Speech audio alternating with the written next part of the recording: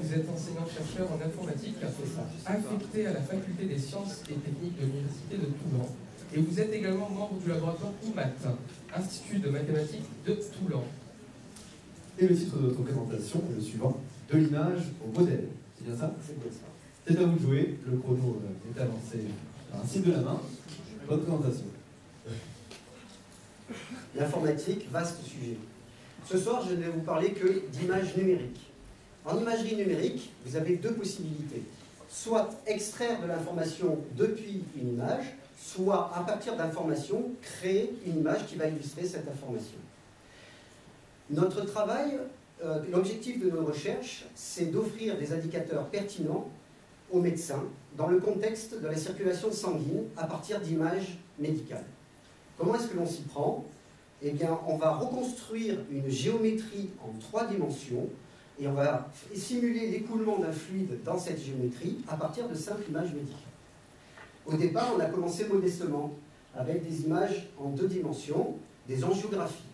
Alors, c'est un examen clinique relativement intrusif puisqu'il faut injecter dans le système circulatoire du patient un produit de contraste, de l'iode, et on utilise un appareil à rayon X pour obtenir une image dont la qualité est très discutable.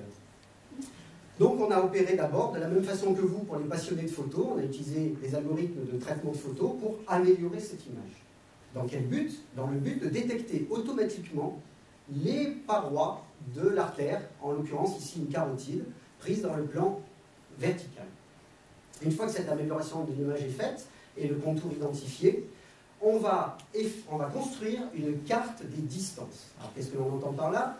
Eh bien on va associer au million de points de l'image une information de distance. La distance la plus courte à la paroi la plus proche. Mais ce qui nous intéresse particulièrement dans cet ensemble de points, ce sont les points qui vont apparaître, qui sont apparus en rouge sur l'image, sur l'angiographie. Ce sont les points qui sont à égale distance de la paroi, des parois de notre artère. Alors là, on a atteint un petit objectif en informatique, c'est de concentrer un maximum d'informations dans le minimum de données. Pourquoi? Parce que cet ensemble de points rouges constitue dans notre jargon un squelette, et que ce squelette va nous donner plein d'informations.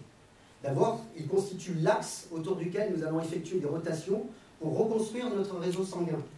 Il va nous donner aussi la position exacte des bifurcations de ce réseau sanguin. Et enfin, il va nous donner la direction d'écoulement lorsque l'on fera la simulation d'écoulement.